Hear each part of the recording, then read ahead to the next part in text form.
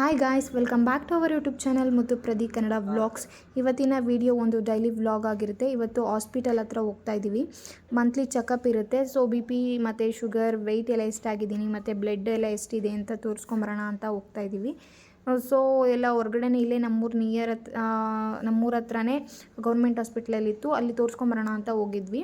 ಹಾಗೆ BP ಮತ್ತು check ಮಾಡಿಸ್ಬೇಕು, BP ಮತ್ತು ವೆಯ್ಟ್ ಎಲ್ಲ ಚೆಕ್ ಮಾಡಿಸ್ಬೇಕಿತ್ತು. ಬಂದಾಗೆಲ್ಲ ನನಗೆ ಯಾವಾಗಲೂ ಲೋ BPನೇ ಇರುತ್ತೆ. ಅವ್ರು ಹೇಳ್ತಾರೆ ನೀರು ಕುಡೀರಿ ಮತ್ತು ಉಪ್ಪು ಖಾರ ಎಲ್ಲ ತಿನ್ನಿ ಅಂತ. ಬಟ್ ಎಷ್ಟು ನೀರು ಕುಡಿದ್ರೂ ನಾವು ಮತ್ತು ಉಪ್ಪಿನಕಾಯಿ ಎಲ್ಲ ತಿಂತಾನೇ ಇದ್ದೀನಿ. ಬಟ್ ಯಾಕೆ ಅಂತ ಗೊತ್ತಾಗ್ತಾ ಇಲ್ಲ. ಅದಕ್ಕೇನಾದರೂ ಸೊಲ್ಯೂಷನ್ ಇದ್ದರೆ ನೀವೇ ಪ್ಲೀಸ್ ಕಮೆಂಟ್ ಸೆಕ್ಷನಲ್ಲಿ ಕಮೆಂಟ್ ಮಾಡಿ. BP ಸ್ವಲ್ಪ ಇನ್ಕ್ರೀಸ್ ಮಾಡ್ಕೊಳ್ಳೋಕ್ಕೆ ಏನು ಮಾಡೋದು ಅಂತ. ಯಾವಾಗಲೂ ಲೋನೇ ಇರುತ್ತೆ, ನೋಡ್ತಾ ಇರ್ಬೋದು ನೀವು. ಯಾವಾಗಲೂ ಲೋನೇ ಇರುತ್ತೆ. ಇವತ್ತು ಎಷ್ಟು 60 ಆ ಥರ, 55 60 ಆ ಥರನೇ ಇರುತ್ತೆ. ನನಗೆ ಒಂದೊಂದ್ಸಲ ಬೇಜಾರೇ ಹೋಗುತ್ತೆ. ನಾವು ಒಂದೊಂದ್ಸಲ ಏನಾದರೂ ಕೂತಿ ಇದ್ದರೆ ಒಂಥರ ಗಿಡ್ಡಿನೆಸ್ ಥರ ಅಂತ ಅನಿಸುತ್ತೆ. ನಿಮ್ಗೆ ತೋರಿಸ್ತೀನಿ ಯಾವಾಗಲೂ ಎಷ್ಟಿರುತ್ತೆ BP ಅಂತ, ನೋಡ್ತಿರ್ಬೋದು ನೀವು. ಯಾವಾಗಲೂ ಲೋನೇ ಇರುತ್ತೆ. ಮತ್ತು ವೆಯ್ಟ್ ಕೂಡ ಅಷ್ಟೇ 48 50 ಆ ಥರನೇ ಇರುತ್ತೆ. ಇನ್ಕ್ರೀಸ್ ಆಗಬೇಕು ಅಂತ ಎಷ್ಟು ಟ್ರೈ ಮಾಡಿದ್ರೂ ಕೂಡ ಆಗ್ತಾಯಿಲ್ಲ. ಮೇ ಬಿ ವೆಯ್ಟ್ ಗೇನ್ ಆಗಲ್ವೇನೋ ಅಂತ ಅಂದ್ಬಿಟ್ಟು ನಾವು ಆಸೆನೇ ಬಿಟ್ಬಿಡಬೇಕು. ಹಾಗೆ ರಾಗಿ ಖಾಲಿ ಆಗಿತ್ತು, ರಾಗಿ ಹಿಟ್ಟು. ಸೊ ಒಡ್ಸ್ಕೊಂಬರೋಣ ಅಂತ ಹೇಳ್ಬಿಟ್ಟು ರಾಗಿ ಮಿಲ್ ಹತ್ರ ಬಂದಿದ್ವಿ ಇಲ್ಲಿ. ನಮಗೆ ತುಂಬ ಏನು ಬೇಕಾಗಿಲ್ಲ, ಒಂದು 5 kg ಅಷ್ಟು ಓಡಿಸ್ಕೊಂಡ್ರೆ ನಮಗೆ, ಇಲ್ಲ ಅಂದರೂ ಒಂದು 20 days ಮೇಲೆ ಬರುತ್ತೆ. ಏಕೆಂತಂದರೆ ನಮ್ಮ ಮನೇಲಿ ಪ್ರದೀಪ್ ಅವರು ಸ್ವಲ್ಪ ಚಿಕ್ಕ ಮುದ್ದೆ ಮತ್ತು ನಮ್ಮ ಅತ್ತೆಯವರು ಸ್ವಲ್ಪ ಅಷ್ಟೇ ತಿನ್ನೋದು. ನಾನೇನಾದರೂ ಬಟಾಣಿ ಸಾರು, ಕಡಲೆಕಾಳು ಸಾಂಬಾರು ಆ ಥರ ಏನಾದರೂ ಮಾಡಿದ್ರೆ ಮಾತ್ರ, ಆ ಥರ ಮಸಾಲ ಸಾಂಬಾರು ಆ ಥರ ಏನಾದರೂ, ಉಪ್ಸಾರು ಆ ಥರ, ಕಡಲೆಕಾಳು ಸಾರು ಏನಾದರೂ ಮಾಡಿದ್ರೆ ಮಾತ್ರನೇ ನಾನು ತಿನ್ನೋದು. ಅದು ಸ್ವಲ್ಪನೇ, ನೋಡ್ತಿರ್ಬೋದು ನೀವು ಎಷ್ಟಿದೆ ಅಂತ ನೋಡಿ. 5 kg 6 kg ನಿಯರ್ ಮಾತ್ರನೇ ಓಡಿಸ್ಕೊತೀವಿ, ಸಾಕಾಗುತ್ತೆ ನಮಗೆ. ಅದರಲ್ಲೇ ರೊಟ್ಟಿ ಎಲ್ಲ ಹಾಕ್ಕೊತಾ ಇರ್ತೀವಿ. ಹಾಗೆ ಸ್ವಲ್ಪ ಬೀಟ್ರೋಟ್ ತೊಗೊಂಬರ್ಬೇಕಾಗಿತ್ತು. ನೀವು ಪ್ರೀವಿಯಸ್ ವೀಡಿಯೋದಲ್ಲಿ ನೋಡಿದರೆ ಬೀಟ್ರೋಟ್ ಜ್ಯೂಸ್ ಕುಡಿತಾ ಇದ್ದೀನಿ. ಸೊ ಅದಕ್ಕೋಸ್ಕರ ನಾನು ಇಲ್ಲೇ ತರಕಾರಿ ಅಂಗಡಿ ಹತ್ರ ಬಂದಿದ್ದೀನಿ. ಸಂತೆಯಲ್ಲಿ ತೊಗೊಂಡ್ರೆ ತುಂಬ ಕಮ್ಮಿ ಇರುತ್ತೆ, ಬಟ್ ಸಂತೆ ಇರಲ್ಲ ಇವತ್ತು ಸಾಟರ್ಡೆ. ಸೊ ಅದಕ್ಕೋಸ್ಕರ ಸಂಡೇ ಮತ್ತು ವೆಡ್ನೆಸ್ಡೇ ಮಾತ್ರ ಸಂತೆ ಇರುತ್ತೆ. ಸೊ ಇಲ್ಲೇ ತೊಗೊಂಡೋಗೋಣ ಅಂತ ಹೇಳಿಬಿಟ್ಟು ಬಂದಿದ್ದೆ. ಇಲ್ಲಿ KG ಎಲ್ಲ ತುಂಬಾ ಜಾಸ್ತಿ ಇರುತ್ತೆ. ಅಲ್ಲಿ ಬೆಳೆದಿರ್ತಾರಲ್ವ, ಸೊ ಲಾಟ್ ಗಟ್ಟಲೆ ತೊಗೊಂಬಂದಿರ್ತಾರೆ ಮತ್ತು ರೈತರಿಂದ ತೊಗೊಂಬಂದಿರ್ತಾರೆ. ಚೆನ್ನಾಗೂ ಫ್ರೆಶ್ ಆಗೂ ಇರುತ್ತೆ. ಇಲ್ಲಿ ಸ್ವಲ್ಪ ತುಂಬಾ ಇಟ್ಕೊಂಡಿರ್ತಾರೆ. ಇಲ್ಲಿ ತೊಗೊಳಕ್ಕೂ ನನಗೆ ಅಷ್ಟೊಂದು ಇಷ್ಟ ಆಗೋಲ್ಲ. ನಾನು ವೀಕ್ಲಿ 1 time ವೆಡ್ನೆಸ್ಡೇ ಇಟ್ಟಿರ್ತಾರಲ್ವ, ಸೊ ಅಲ್ಲೇ ತೊಗೊಂಬಿಡ್ತೀನಿ ನಾನು. ಸರಿ ಆಯಿತು ಅಂತ ಹೇಳ್ಬಿಟ್ಟು 1 kg ಇಲ್ಲಿ ಬೀಟ್ರೋಟ್ನ ಹಾಕ್ಕೊತಾ ಇದ್ದೀನಿ. ಹಾಗೆ ಆ ಜ್ಯೂಸೆಲ್ಲ ನೀವು ಪ್ರೀವಿಯಸ್ ವೀಡಿಯೋದಲ್ಲಿ ನಿಮಗೆ ಬ್ಲಡ್ ಕ್ಲೀನಾಗೆಲ್ಲ ಇದಾಗಬೇಕಂತ ಅಂದರೆ ಈ ಥರ ಬೀಟ್ರೋಟ್ ಜ್ಯೂಸ್ ಕುಡಿದ್ರೆ ಒಳ್ಳೆಯದು, ಮತ್ತು ಬ್ಲಡ್ ಇನ್ಕ್ರೀಸ್ ಆಗುತ್ತೆ ಮತ್ತು ಶುಗರ್ ಲೆವೆಲ್ ಕೂಡ ಕಮ್ಮಿ ಆಗುತ್ತೆ ಅಂತ ಹೇಳಿದರೆ. ನನಗೇನು ಶುಗರೆಲ್ಲ ಇಲ್ಲ, ಬಟ್ ಅದು ನಾನು ಸ್ವಲ್ಪ ಇಂಟರ್ನೆಟ್ಟಲ್ಲೆಲ್ಲ ಸರ್ಚ್ ಮಾಡಿ ಅದೆಲ್ಲ ನೋಡಿದ್ದಕ್ಕೆ ಶುಗರ್ ಲೆವೆಲೆಲ್ಲ ಕಮ್ಮಿ ಇರುತ್ತೆ.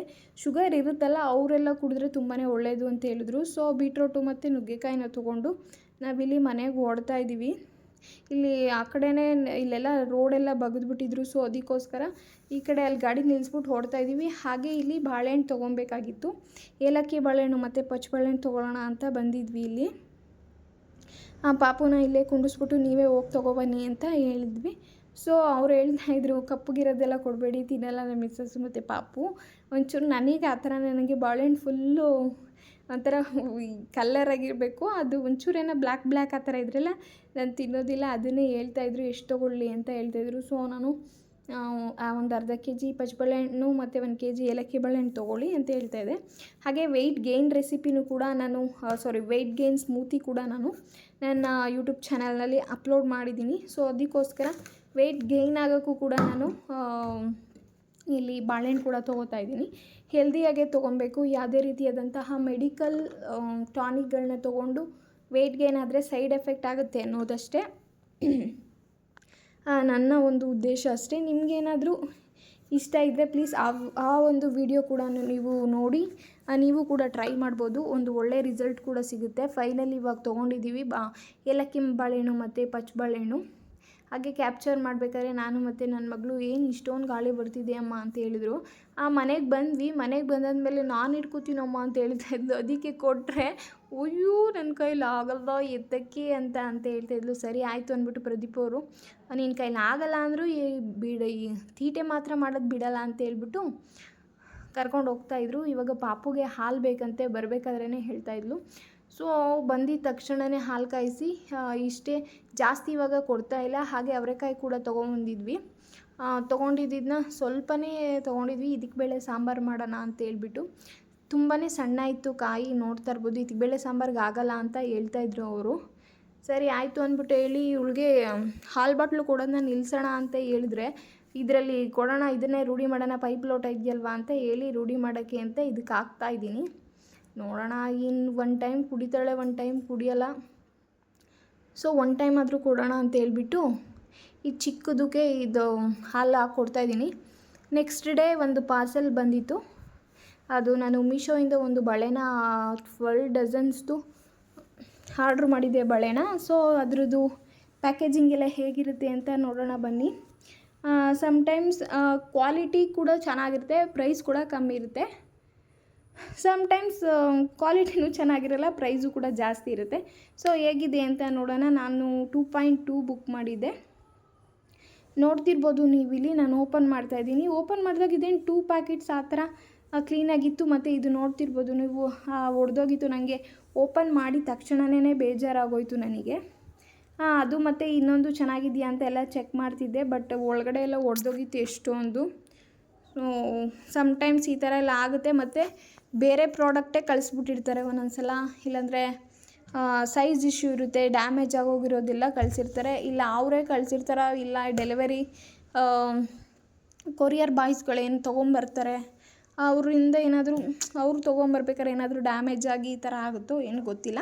ಬಟ್ ಸರಿ ಆಯಿತು, ಇದನ್ನು ಓಪನ್ ಮಾಡಿದ ತಕ್ಷಣವೇ ನಾನು ರಿಟರ್ನ್ ಮಾಡಿಬಿಡೋಣ, ಇಲ್ಲ ರೀಫಂಡ್ಗೆ ಹಾಕ್ಬಿಡೋಣ ಅಂತ ಹೇಳ್ಬಿಟ್ಟು ಒಂದು ಸಲ ನೋಡ್ತಾ ಇದ್ದೆ. ಅವರು ಸುಮ್ಮನೆ ರೀಫಂಡ್ಗೆಲ್ಲ ಮಾಡಿದ್ರೆ ಇದಾಗಲ್ಲ ಅಲ್ವಾ. ಸೊ ರಿವ್ಯೂ ಫೋಟೋಸ್ ಕೂಡ ಅಪ್ಲೋಡ್ ಮಾಡಬೇಕು ನಾನು. ಸೊ ಅದಕ್ಕೋಸ್ಕರ ಇದನ್ನೊಂದು ವಿಡಿಯೋ ಕೂಡ ಕ್ಯಾಪ್ಚರ್ ಮಾಡೋದಂಗೆ ಆಗುತ್ತೆ. ನೀವು ಕೂಡ ನೋಡಿಕೊಂಡು ಸೈಜಸ್ನೆಲ್ಲ ಬುಕ್ ಮಾಡಿ ಅಂತ ಹೇಳ್ದಂಗೂ ಆಗುತ್ತೆ. ಸೊ ಒಂದೊಂದು ಸಲ 2.2ಗೆ ದೊಡ್ಡ ಸೈಜ್ ಕೊಟ್ಬಿಟ್ಟಿರ್ತಾರೆ, 2.4ಗೆ ಚಿಕ್ಕ ಸೈಜ್ ಕೊಟ್ಟಿರ್ತಾರೆ. ಇಷ್ಟೇ ಬಳೆ ಇದ್ದಿದ್ದು, ಅದರಲ್ಲಿ ನೋಡ್ತಿರ್ಬೋದು 4-5 ಇತ್ತು, ಇನ್ನೆಲ್ಲ ಒಡೆದೋಗಿತ್ತು. ನಾನು 2.2 ಬುಕ್ ಮಾಡಿದ್ದೆ, ಬಟ್ ಒಡೆದೋಗಿತ್ತು. ಮತ್ತು ಸೈಜ್ ಕೂಡ ಚಿಕ್ಕ ಬಂದುಬಿಟ್ಟಿತ್ತು ತುಂಬ. ಸೊ ಬೇಜಾರಾಯಿತು. ಇದನ್ನು ನಾನೇನು ಇಟ್ಕೊಳ್ಳಲ್ಲ, ರೀಫಂಡ್ ಮಾಡ್ತೀನಿ.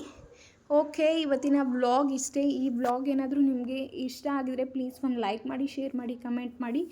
ನೋಡಿಕೊಂಡು ಈ ರಿವ್ಯೂಸ್ನೆಲ್ಲ ಚೆಕ್ ಮಾಡಿಕೊಂಡು ಆರ್ಡರ್ ಮಾಡ್ಕೊಳ್ಳಿ ಅಂತ ಹೇಳ್ತಾ ಈ ಒಂದು ವಿಡಿಯೋನ ಎಂಡ್ ಮಾಡ್ತಾಯಿದ್ದೀನಿ. ನೆಕ್ಸ್ಟ್ ವಿಡಿಯೋದಲ್ಲಿ ಸಿಗ್ತೀನಿ. ಅಲ್ಲಿವರೆಗೂ ಟಾಟಾ, ಬಾಯ್ ಬಾಯ್, ಲವ್ ಯು ಆಲ್.